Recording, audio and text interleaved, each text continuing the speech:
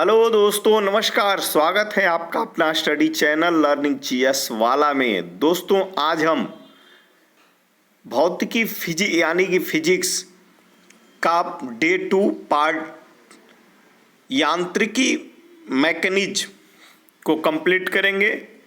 यह book NCERT और SCERT का निचोड़ है। तो चलिए शुरू करते हैं यांत्रिकी मैकेनिज्म। तो वीडियो में आगे बढ़ने से पहले आपसे निवेदन होगा कि चैनल को सब्सक्राइब कर बेल आइकन को दबा दें ताकि आपको लेटेस्ट नोटिफिकेशन मिलता रहे। तो चलिए शुरू करते हैं। प्रक्षेप्य गति। तो प्रक्षेप्य गति को दीर्घतम परास प्राप्त करने के लिए अधिकतम कितने कोण की आवश्यकता होगी? प्रक्षेप्य गति यानी कि कोई वस्तु अपने हाथ में लेकर के फेंकते हैं तो वह गति जो है प्रक्षेप्य गति से दीर्घतम अधिक से अधिक दूरी प्राप्त करती है। तो वहीं पूछ रहा है कि कितने कोण से आप इसको फेंकेंगे तो प्रक्षेप्य गति को दीर्घतम परास प्राप्त करने के लिए अधिकतम कितने कोण की आवश्यकता होगी। तो यदि आप 45 डिग्री के कोण से अपने हाथ से कोई पत्थर फेंकते हैं, कोई वस्तु फेंकते हैं 45 डिग्री के कोण पर अपने हाथ का एंगल बना करके, तो वह बहुत अधिक दूरी तक वस्तु जाएगी।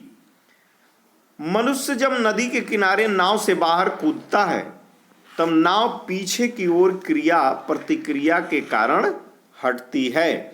क्रिया प्रतिक्रिया के कारण पीछे नाव हटती है। यह न्यूटन के गति का तीसरा नियम है। संवेग परिवर्तन की दर किसके बराबर होती है? तो संवेग परिवर्तन की दर जो होती है वह बल के बराबर होती है। किसके बराबर? बल के बराबर होती है। न्यूटन के प्रथम नियम किसे परिभाषित करता है? तो न्यूटन का जो प्रथम नियम है वह इनर्शिया को यानी कि जड़त्व को परिभाषित करती है। न्यूटन का प्रथम नियम। प्रक्षालन मशीन यानी कि वॉशिंग मशीन का कार्य किस सिद्धांत पर आधारित है? तो अपकेंद्रीय बल पर। किस पर? अपकेंद्रीय बल पर वॉशिंग मशीन काम करती है। सड़क पर चलने की अपेक्षा बर्फ पर चलना कठिन होता है क्योंकि बर्फ में सड़क की अपेक्षा घर्षण यानी कि फ्रिक्शन जो होता है वह कम होता है। बर्फ में फ्रिक्शन क्या होता है? कम होता है। न्यूटन के गति के नियम, तीनों नियम क्या है देखते हैं। न्यूटन की गति का प्रथम नियम, फर्स्ट लॉ ऑफ न्यूटन, यदि कोई पिंड विरामावस्था में है यानी कि रुका है, स्थिर है, विराम में है, तो वह तब तक उसी अवस्था में रहेगा जब तक कि उस पर कोई बाह्य बल आरोपित न किया जाए। अन्यथा कोई वस्तु अपने उसी अवस्था को प्राप्त रखता है जब तक कि उस पर कोई बाह्य बल लगा करके उसमें परिवर्तन न किया जाए। यह गति का प्रथम नियम, न्यूटन के गति का प्रथम नियम, फर्स्ट लॉ ऑफ मोशन। चलिए द्वितीय नियम क्या कहता है? Second law of motion. तो सेकेंड लॉ मोशन कहता है किसी वस्तु के संवेग परिवर्तन की दर उस पर लगाए गए बल के समानुपाती होती है। ध्यान रखिएगा, संवेग परिवर्तन की दर जो होती है, संवेग परिवर्तन की जो दर होती है उस पर लगाए गए बल के समानुपाती होती है तथा संवेग परिवर्तन की दिशा बल के अनुदिश होती है। संवेग परिवर्तन की दिशा किधर होगी? तो बल के अनुदिश होती है।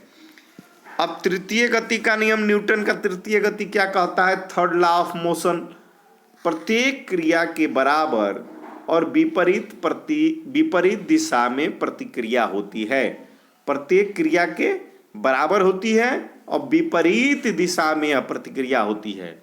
यही कारण है कि नाव से जब व्यक्ति कूदता है तो नाव पीछे की ओर जाती है, या बंदूक से कोई गोली छूटती है तो बंदूक की गोली कहाँ जाती है? आगे। लेकिन क्रिया क्या होती है? विपरीत दिशा में, यानी कि बंदूक पीछे की ओर आती है। इसलिए गति के तृतीय नियम को क्रिया प्रतिक्रिया का नियम भी कहते हैं। ऊर्जा संरक्षण, एनर्जी कंजर्वेशन से क्या आशय है? ऊर्जा का न तो सृजन हो सकता है और न इसे नष्ट किया जा सकता है। न ऊर्जा का सृजन होता है, न ऊर्जा का नाश होता है। अंतरिक्ष से गिरता हुआ पिंड पृथ्वी के वायुमंडल में प्रवेश करने पर क्यों जल उठता है? जब अंतरिक्ष से कोई वस्तु पिंड पृथ्वी के वायुमंडल में आता है तो वह जल उठता है। क्यों होता है? तो वायुमंडल में वायु होती है, इसलिए वस्तु वायु के घर्षण के कारण जल जाता है। वायु से वस्तु क्या करता है? घर्षण करता है, और घर्षण करने के कारण वह जल जाता है, क्योंकि आग घर्षण से ही उत्पन्न होती है। ग्रहीय पिंडों को परिक्रमण गति ग्रहों द्वारा सूर्य का परिक्रमण में प्रभावी बल है। क्या है? अभिकेंद्रीय बल। जो ग्रह सूर्य की परिक्रमा करते हैं और वह कभी जो है अपने पथ से अलग नहीं होते हैं और परिक्रमा करते रहते हैं, तो इसमें कौन सा बल लगता है? अभिकेंद्रीय बल। दूध मथने के पश्चात, अभिकेंद्रीय बल में बल अंदर की ओर लगता है। दूध मथने के पश्चात क्रीम का दूध से पृथक हो जाने का कारण क्या है? अपकेंद्रीय बल। क्योंकि अपकेंद्रीय बल बाहर की ओर होता है, इसलिए क्रीम दूध यानी कि मट्ठे के ऊपर आ जाती है, बाहर आ जाती है, बाहर की ओर बल लगता है, इसलिए बाहर आ जाती है। तो दूध से क्रीम जो है अलग होने का कारण है अपकेंद्रीय बल। वायु की ऊर्ध्वाधर गति को क्या कहते हैं? वायु की ऊर्ध्वाधर गति को वायु प्रक्षोभ कहते हैं। रॉकेट किस सिद्धांत पर कार्य करता है? तो रॉकेट संवेग संरक्षण के सिद्धांत पर कार्य करता है, क्योंकि रॉकेट के आगे बढ़ने का कारण क्या है कि उसका जो पीछे धुआं निकलता है वह उसे रॉकेट को आगे बढ़ने में धक्का देता है, इसलिए जो है रॉकेट आगे की ओर बढ़ता है। किसी पिंड के संवेग यानी कि मोमेंट के और वेग वेलोसिटी के अनुपात से प्राप्त मान क्या कहलाता है?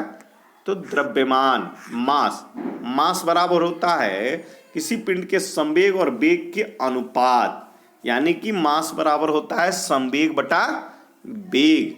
संवेग अनुपात वेग यानी कि संवेग बटा वेग। तो यह जो होता है द्रव्यमान कहलाता है इसका अनुपात। त्वरण ज्ञात करने का प्रमुख सूत्र है, तो त्वरण एक्सीलरेशन v माइनस यू बटा टी। ये बराबर क्या होता है? v माइनस यू बटा टी। इसी से त्वरण ज्ञात किया जाता है, जहाँ a बराबर त्वरण होता है, v बराबर अंतिम वेग और u बराबर प्रारंभिक वेग और t बराबर समयांतराल होता है। तेल से अंशतः भरा हुआ टैंकर समतल सड़क पर एक समान त्वरण से जा रहा है, तो तेल का जो मुक्त पृष्ठ कैसा होगा? तो परवलयी वक्राकार हो जाएगा। कैसा हो जाएगा? परवलयी वक्राकार। एक समान वृत्तीय गति पर त्वरण एक्सीलरेशन सदैव उपस्थित रहता है। यदि पूछा जाए कि एक समान वृत्तीय गति में कोई वस्तु जा रही है तो क्या वहाँ त्वरण होगा? तो होगा, वहाँ त्वरण होगा। एक समान से जा रही है फिर भी त्वरण होगा। किसकी उपस्थिति के कारण ब्लैक बोर्ड तथा कागज पर लिखना संभव है? तो घर्षण, फ्रिक्शन के कारण हम ब्लैक बोर्ड और कागज पर लिखते हैं। चलिए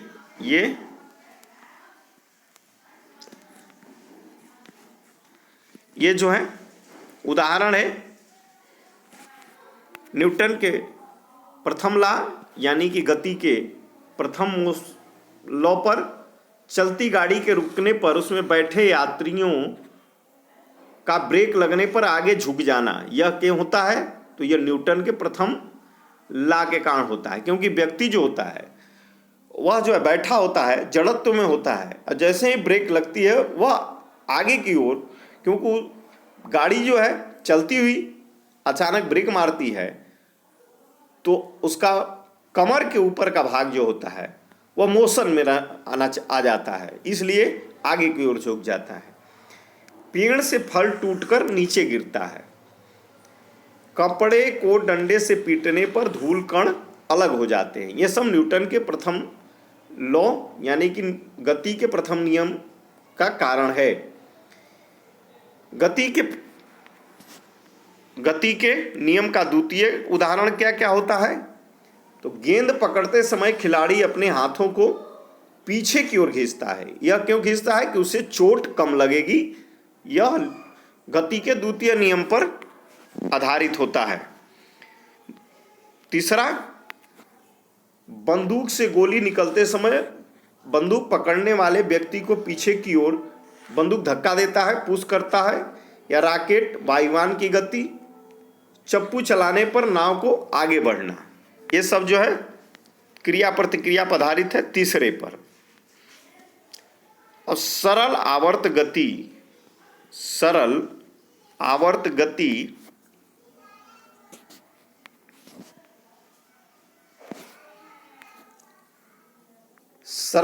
गति सिंपल हार्मोनिक मोशन के दोलन में किसी की आवश्यकता होती है? किसकी आवश्यकता होती है? सरल आवर्त गति प्रत्यवस्था एवं जड़त्व दोनों की। कमानी तुला किस सिद्धांत पर कार्य करती है? तो कमानी जो तुला होती है वह हुक के नियम पर कार्य करती है। हुक के नियम पर जब एक कार की गति दोगुनी कर दी जाती है तब उसको उतनी ही दूरी में रोकने के लिए ब्रेक बल जो होता है वह कितना लगाना होगा? जब कार की दुगनी होगी तो उतनी ही दूरी में रोकने के लिए ब्रेक बल 4 गुना लगाया जाता है। ब्रेक का बल जो है 4 गुना करना पड़ता है। जेट इंजन किस सिद्धांत पर कार्य करता है? तो जेट इंजन रेखीय संवेग संरक्षण के सिद्धांत पर कार्य करता है। अब उत्तोलक जो होते हैं वह 3 प्रकार के होते हैं। प्रथम तो श्रेणी के उत्तोलक के क्या क्या उदाहरण हैं? तो कैंची, हैंडपंप, साधारण तुला और प्लास। ये कैंची, हैंडपंप, साधारण तुला, प्लास यानी कि जो है पीछे की ओर पीछे बल जिसमें लगाया जाता है और बीच में वह मूवमेंट करता है और आगे उसकी क्रिया होती है, तो वह प्रथम श्रेणी का उत्तोलक होता है। द्वितीय श्रेणी का उत्तोलक सरौता नींबू निचोड़ने वाली मशीन। नींबू निचोड़ने वाली जो मशीन होती है वह जो होती है उसको पीछे जो है आपका जो है बल लगता है जिससे नींबू निचोड़ाता है। और तृतीय श्रेणी के उत्तोलक में स्टेपलर, चिमटा, मनुष्य का हाथ, यह अग्रभाग पर जो होता है इसमें बल लगता है। अग्रभाग पर इसमें बल लगता है आगे।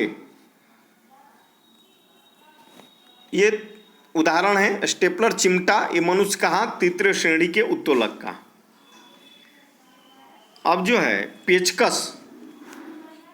पेचकस के द्वारा पेंच घुमाना एवं दरवाजे के हत्थे का कब्जे से दूर, दरवाजे का हत्था जो है कब्जे से दूर होता है और पेचकस का घुमाना, यह किसका उदाहरण है? तो बल आघूर्ण का उदाहरण है, बल आघूर्ण का।